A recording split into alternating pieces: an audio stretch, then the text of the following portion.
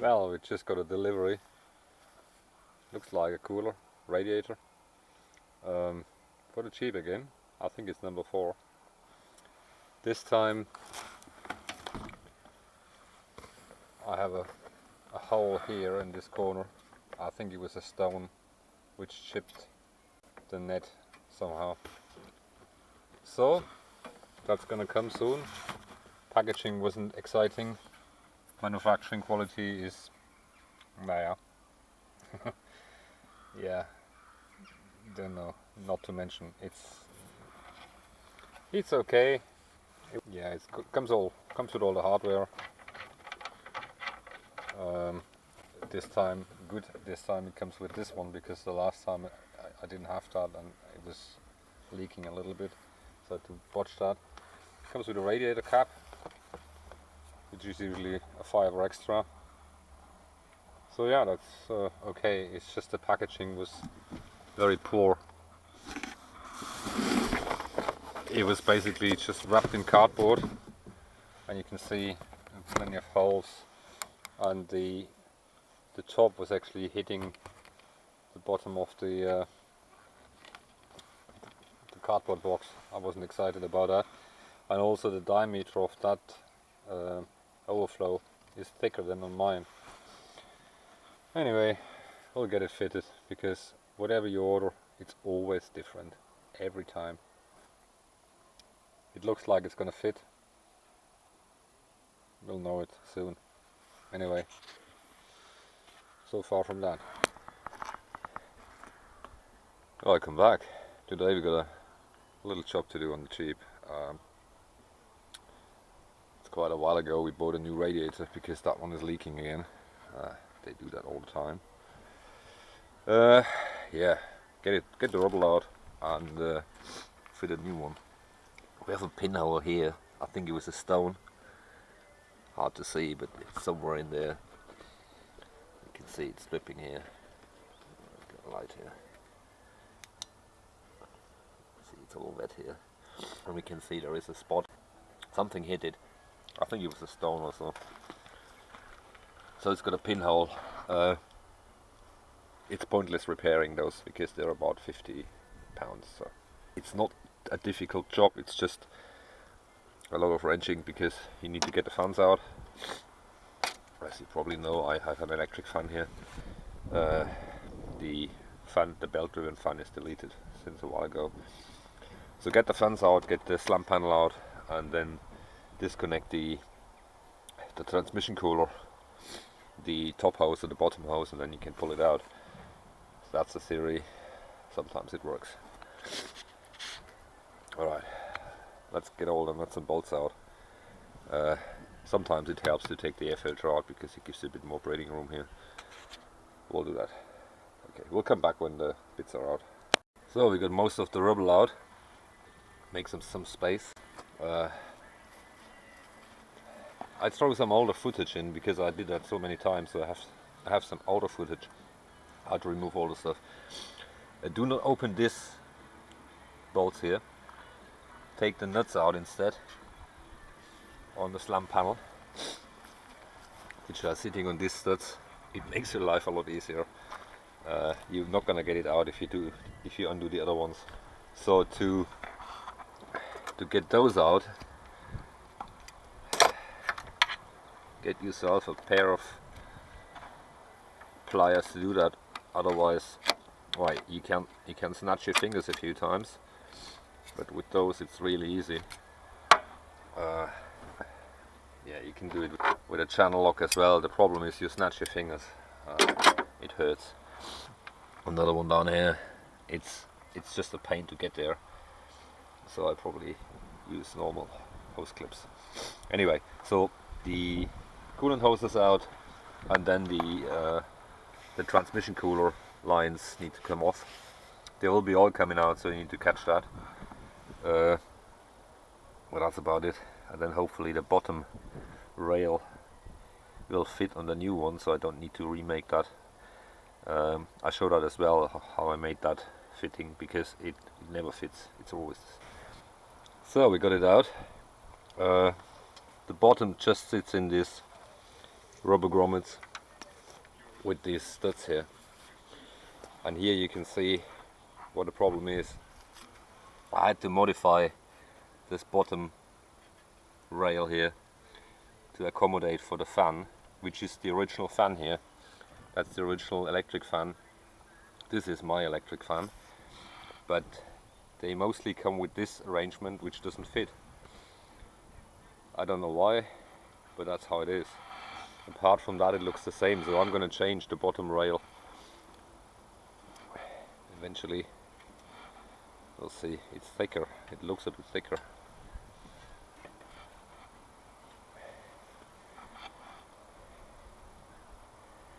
But the studs are a bit shorter, so it's easier to mount. So I think I just changed it because the whole pattern looks, looks similar. Maybe it fits. So what the problem was, you can see there's a lot of corrosion here. The water was coming down here.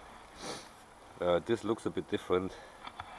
Not the super best quality as well, but that's how they are. What do you expect for 50 quid? Yeah, let's change that bottom rail and put it back in. Technically it makes no difference, because this bottom rail doesn't really do anything apart from holding it. I put some rubber material here because otherwise it rattles on the bottom rail. Otherwise it rattles here. That's the aircon condenser. That's been changed as well a while ago. Okay. The most challenging part is actually getting these connections tight, because it's hard to get there, and apparently this one is another one again. You need a special tool, I'll show that later, to get these couplings out. Without you're struggling, you're not gonna get it out. There are ways of doing it, but it will sort of destroy the gasket inside. Anyway, and I think we changed that to the shorter one because there is very little space. Apart from that, it looks the same.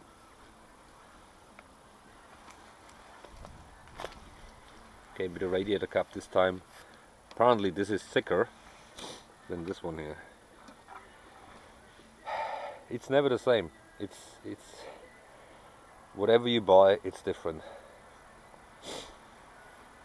And it's the right car, the right year. They just don't know what to supply. I don't know. The core is about the same size. Anyway, let's swap that panel over and see what we get. And that's the problem, there is no lug for the fan, and this is the original fan of the Jeep. And the other shroud is the same as well, that's original Jeep, but it doesn't fit. We decided to cut the other one because there are some straps here and they won't fit, and also the material is about half the thickness, so we just cut that off. Take that off, we made that at some point. Rivet that back on, because that's for the other side. That's basically holding this lug here. So we just cut that little bit of material off here, and then we should be good to go. Yeah, it's always the same. So it's raining again, so we cut that off. Always cover the openings, make sure there's no grinding dust going in, especially not into the transmission cooler, because you don't want any debris in your gearbox. So we put a bit of primer on, we cut that off from the other side, rivet that back on, and we should be done. And then put it back in. So we drilled and riveted, so it's sound now, so you can move. Prime it a little bit, and then we're good to go. I opted for riveting because if you use self-tapping screws, they stick out here, and you never know what happens. They don't. Well, you can't trust weather forecasts at all because it's raining. They said it doesn't. Put a bit of paint on it. I did that with the last one, not with this one, with the one before, and it stops it from corrosion a little bit because we have a lot of salt in the winter time. So should be okay. Let's try that in the rain, and then we'll put it back in. We put some, it's not exactly necessary, but I put some soft material that's basically just rubber tape underneath so it doesn't rattle, because it sits here and it may touch the rail here, and that makes a rattling noise which is really annoying. So that's why we did that. Okay, let's wait until this is dry, sort of, and then we'll put it back in. Hopefully it stops raining now. So we got all back together. This time the fitting did fit. What I usually do here, I put a cable tie to here just to make sure it doesn't come out, because they are old and used, and I had it once coming off. To get them off you need a special tool. You need this tool. What it does, it creates a way of slipping over that little hump here. Otherwise you're not going to get this out, because what it does, if you push it in, some teeth are actually grabbing on this edge here, and then you can't get it out. So what you do, you push this one in like so, turn it around a few times. You have to push it in sometimes to get it out, especially at the bottom one, which is always dirty. It can be a bit hard to get it out, and then push it in and then wiggle a bit and it comes out. The fuel line here is the same. It needs that tool. If you don't have this tool, yeah, you can make something up. I did that once and decided it's not a good idea. So this is, I don't know, a couple of dollars, but it saves you a lot of time. Hopefully everything is tight. I had a bit of a leaking, but it's because this was old and very used. Don't know, we'll see. And it was dirty, so I before you push it back in, clean the inside, make sure there's no dirt, and it should seal. And also, again, one cable tie here so it doesn't slip, and then just around that thread here, just for peace of mind, it doesn't come out, because I dumped about 5 liters of ATF on the road at some point. Anyway, we took the coolant overflow bottle out because it was full of gunk, because I topped it up a few times with water and this rusty shit inside. With these, I always leave this a bit loose, gives them a bit of leeway. The bolts are a bit short, but that's all I have. Again, on this one it was M5, on the old one it was M6 again. Yeah, that's about it. Slam panel back on, and we'll see. Interestingly, the filler cap on this one is a 0.9 bar. The other one was 16 psi, which is 1.1 bar. So let's try this one, because it looks better. The other one is a bit worn out. It's pretty old. It says 16 psi, 16 pounds. Yeah, we'll keep it in the car just in case. I think it's doing a bit less. Anyway, slam panel, topping up, and then we should be good to go. So we got everything back together. I had to stop filming yesterday because it was raining like hell, so made no sense to take any video here. Everything seems to be tight. No more leaks. I had it running till the fan kicked in and the fluid level didn't go down. I actually cleaned the bottle from the inside because it was so dirty and you couldn't really see the fluid level anymore. So I gave it a good clean, and now it looks much better. Yeah, that's about it. As mentioned earlier, I'm gonna throw some older footage from 1.5 or 2 years ago when I changed the radiator. I had some more details where I made that thing in the shop, that little holder in the shop and things like that. I just put that at the end of the video, so feel free to watch it. Yeah, got a couple of other things to do. That light is smashed, so we're gonna replace that, but that's not really something for a video. I think I need to do the rear shocks at some point, but it's too cold still. Anyway, thanks for watching, and please subscribe, it does really help. Until next time. As you possibly can see, I've deleted that fan pulley completely, used a shorter belt, which is a 6 PK 2135mm, as opposed to, I think it's a 2400 as a standard. I had to cut the bolts off a little bit to get room for the electric fan. I'm actually thinking about pulling that out completely, so it's out of the way. This only applies to right-hand drive cars. Left hands look different. So you guys in the state, just forget what I'm saying here, because your car will look different. Normally the belt routing goes across this one and down to the aircon pump. That's the aircon pump, or the aircon compressor. The alternator is over here on the right-hand drive, whereas I believe on the left-hand drive the alternator is somewhere over here. I'm not entirely sure. So the whole front of the engine, or the whole auxiliary drive of the engine, looks completely different to the US version. That's causing a few other issues, as you might see down there. Flashlight here. As you might see down there, there is the steering column. So the engine mount is a different one. It's not the standard size. It's actually from the 4-cylinder, which has 2 boat bolts underneath. It's too weak for the 6-cylinder, but that's how they did it. So that's one. That's the reason why we're going to change that as well. Here we got the new radiator.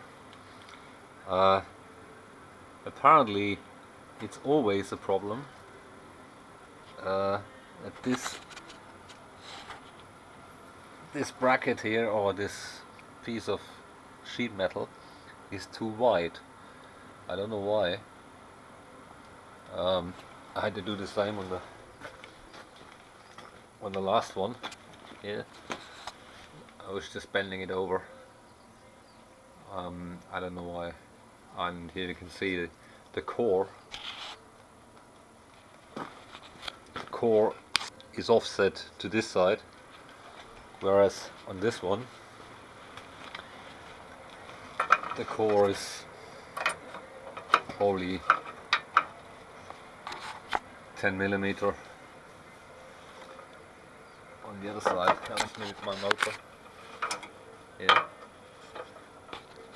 we made a bit of clearance on the motor, so we're gonna cut and bend that.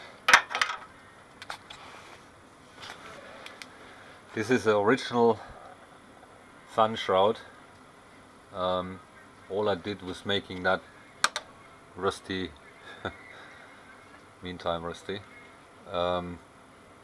ring to hold that fan in place. And on these fans you can turn the prop around, so it's pulling actually, so that's fine. It works fine. Gives that a bit of a clean, maybe a fresh lick of paint, and sort that thing out. It should be good to go. So that's how it fits. I had to cut that one as well, because that was about that wide. I don't know, this one is fine, but this one didn't really fit. I don't know, there's so many different radiators around, it's a pain. We made a quick and dirty holder. I just clamped a piece of wood and then just slotted the sheet metal. Was the easier than messing around with whatever. That's the bottom holder for the radiator fan. That's how it looks like now.